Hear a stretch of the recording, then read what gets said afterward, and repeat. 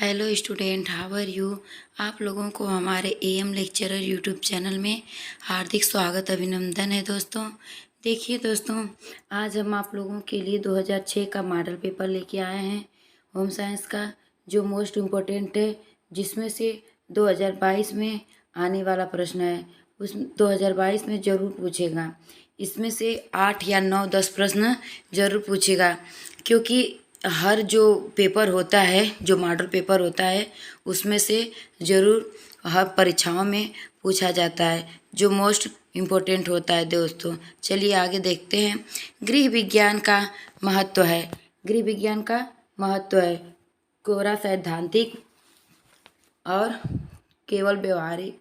सैद्धांतिक तथा व्यवहारिक दोनों कोई महत्व नहीं है। तो दोस्तों, सैद्धांतिक तथा व्यवहारिक दोनों जो है, ये इसका महत्व है। अगला है गृह विज्ञान का आर्थिक पहलू है।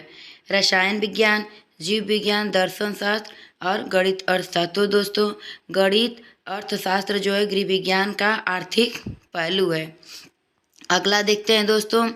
गृहिणी का मुख्य कार्य है खाना बनाना, घर की सफाई करना, कपड़े धोना और कपड़े सिलना। गृह कार्यों को व्यवस्थित करने में सभी सदस्यों का सहयोग प्राप्त करना। तो दोस्तों, गृह कार्यों को व्यवस्थित करने में सभी सदस्यों का सहयोग प्राप्त करना गृहिणी का मुख्य कार्य है। अगला है कार्य व्यवस्था का सिद्धांत है। भोजन बनाना, कार्य आराम से करना, कार्य का मूल्यांकन न करना, इनमें से कोई नहीं। तो दोस्तों, भोजन बनाना कार्य का व्यवस्था का सिद्धांत है। अगला है दोस्तों, देखिए, समय, धन, वस्तुएं एवं संपत्ति साधन है। भौतिक साधन है, मानवीय साधन है, कोई नहीं, सार्वजनिक साधन है। तो दोस्तों, इसमें जो समय, धन, वस्तुएं की संपत्ति साधन है, वह भौतिक साधन है। वह भौतिक साधन है। अगला है कार्य व्यवस्था को प्रभावित करने वाला सबसे महत्वपूर्ण कारक है योजनाबद्ध होकर कार्य करना, परिवार के सदस्यों का सहयोग, परिवार के सदस्यों का व्यवहार, परिवार की आय। तो दोस्तों, इसमें जो है योजनाबद्ध होकर कार्य करना ही कार्य व्यवस्था को प्रभावित करने वाला सबसे महत्वपूर्ण कार्य है। अगला है कुशल गृहिणी के लिए जरूरी है समस्त गृह कार्यों का ज्ञान, पाक कला का ज्ञान, प्राथमिक चिकित्सा का ज्ञान, बच्चों को रोगी की जानकारी। तो दोस्तों, समस्त गृह कार्यों का जो ज्ञान है, वह एक कुशल गृहिणी के लिए जरूरी है। अगला है परिवार की आय तथा व्यय पर नियंत्रण होना तथा आय का घर सृजनात्मक कार्यों में व्यय करना गृह व्यवस्था कहलाता है। यह कथन किस अर्थशास्त्री का है? तो यह कथन जो है निकिल व डोर्सी का है। यह कथन जो है निकिल एवं डोर्सी का है। अगला है दोस्तों, देखिए, जो है आय का वह भाग जो आवश्यकता की पूर्ति के पश्चात शेष बचता है और जिस भविष्य के लिए उत्पादक कार्यों में लगा दिया जाता है, वह कहलाता है निसंचय बचत आय व्यय। तो दोस्तों, यह बचत कहलाता है। अगला है परिवार की अर्थव्यवस्था के सफल संचालन के लिए निम्न में किन मूल सिद्धांतों का ज्ञान होना आवश्यक होता है? अर्थशास्त्र का, आय का, व्यय का, इनमें से कोई नहीं। तो दोस्तों, इसमें अर्थशास्त्र का ज्ञान होना आवश्यक होता है। अगला है परिवार कल्याण के लिए गृहिणी में होना जरूरी है सुंदरता का, मितव्ययिता का, सूझबूझ का और नम्रता का। तो दोस्तों, इसमें सूझबूझ का ज्ञान गृहिणी में होना जरूरी है। अगला है आवश्यकताओं की पूर्ति के पश्चात आय के शेष भाग को कहते हैं संचय कहते हैं, बचत कहते हैं, आय कहते हैं, धन वर्षा कहते हैं। तो दोस्तों, इसमें बचत कहते हैं। आवश्यकताओं की पूर्ति के लिए जो है वह बचत है। अगला है यह स्वस्थ रहने के लिए व्यायाम आवश्यक है क्योंकि यह शरीर को बनाता है। आलसी व निष्क्रिय बनाता है, क्रियाशील व स्वस्थ बनाता है। आलसी व स्वस्थ बनाता है और निष्क्रिय व स्वस्थ। तो दोस्तों, यह क्रियाशील व स्वस्थ बनाता है। अगला है बढ़ती उम्र में आँखों में अधिकतर कौन सी बीमारी हो जाती है? मोतियाबिंद हो जाती है, काला पानी हो जाता है, भेंगापन हो जाता है और दूरदर्शिता हो जाता है। तो दोस्तों, बढ़ती उम्र में मोतियाबिंद हो जाता है, जो आँखों के लिए बहुत गलत है। अगला है दूषित भोजन से फैलने वाला रोग है। डिप्थीरिया है, रिकेट्स है, हैजा है और तपेदिक है।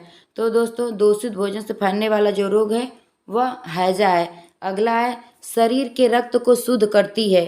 Carbon dioxide, nitrogen, oxygen, hydrogen. तो दोस्तों शरीर के रक्त को जो शुद्ध करती है वह ऑक्सीजन है। वह जो है ऑक्सीजन है जो शरीर के रक्त को शुद्ध करती है, वह ऑक्सीजन है। इसमें ऑक्सीजन का जो कार्य है बहुत अच्छे तरीके से वह कार्य पूरा करता है। धूम्रपान से किस रोग के बढ़ने की संभावना होती है? तो दोस्तों धूम्रपान से कैंसर रोग बढ़ने की संभावना होती है। जो भी व्यक्ति धूम्रपान करता है उससे कैंसर होता है। अगला है प्राथमिक स्वास्थ्य केंद्र का मुख्य प्रशासनिक अधिकारी होती है प्रथम चिकित्सा अधिकारी। तो दोस्तों जो प्राथमिक स्वास्थ्य केंद्र का मुख्य प्रशासनिक अधिकारी होती है वह होता है प्रथम चिकित्सा अधिकारी, जो प्रथम चिकित्सा अधिकारी होता है। विश्व स्वास्थ्य संगठन प्रबंध करता है विश्व जनसंख्या स्वास्थ्य की रक्षा, प्रशिक्षण का, निरोग व्यक्तियों का, शिशुओं और माताओं का। तो दोस्तों विश्व जनसंख्या स्वास्थ्य की रक्षा प्रबंध करता है। अगला है भारतीय परिवार नियोजन संस्था का गठन हुआ था 1959 में, 1951 में, 1961 में, 1964 में। तो दोस्तों भारतीय परिवार नियोजन संस्था का जो गठन है वह 1951 में हुआ था।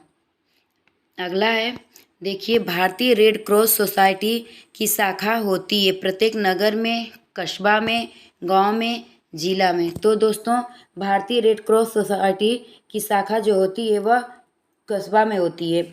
अगला है राष्ट्रीय परिवार कल्याण केंद्र पर निम्नलिखित कार्य होते हैं। परिवार नियोजन, प्रसव के समय महिलाओं की देखभाल, माता एवं शिशुओं की देखभाल एवं उपयुक्त सभी। तो दोस्तों प्रसव के समय महिलाओं की देखभाल होती है। अगला है वायु में कार्बन डाइऑक्साइड कितने प्रतिशत होती है? 21, 0.03। अगला है 3, अगला है 30। तो दोस्तों 0.03 वायु में कार्बन डाइऑक्साइड की प्रतिशत मात्रा होती है। मनुष्य, अगला है मनुष्य सामान्यतः 1 मिनट में कितनी बार सांस लेता है? तो दोस्तों जो मनुष्य है 1 मिनट में कितनी बार सांस लेता है? 12 से 15 बार लेता है, 10 से 12 बार कि 12 से 18 बार कि 12 से 18 बार लेता है कि 15 से 20 बार लेता है। तो दोस्तों जो मनुष्य है सामान्यतः 1 मिनट में जो है 15 से 20 बार सांस 1 मिनट में लेता है। विटामिन ए अधिक मात्रा में पाया जाता है पालक में, कद्दू में, मूली में, इनमें से कोई नहीं। तो विटामिन ए की मात्रा जो है वह कद्दू में सबसे अधिक मिलता है। विटामिन डी की कमी से कौन सा रोग होता है? रतौंधी होता है, सूखा रोग होता है, बेरी होता है, एनीमिया होता है। तो दोस्तों विटामिन डी की जो कमी से क्या होता है? सूखा रोग होता है। अगला है पेप्सी नामक एंजाइम पाया जाता है पित्त रस में, जठर रस में, लार में, अग्नाशय में। तो दोस्तों पेप्सी नामक एंजाइम जो है वह जठर रस में पाया जाता है। अगला है स्टार्च को शर्करा में बदलने वाले एंजाइम का नाम है। लाइपेज है, रेनिन है, टाइलिन है, पेप्सिन है। तो दोस्तों जो स्टार्च को शर्करा में बदलने वाले एंजाइम है उसका नाम क्या है? टाइलिन है। ये दोस्तों आप लोगों के लिए होमवर्क है जो है जठर रस किसे पचाता है। ये आप लोगों के लिए होमवर्क है।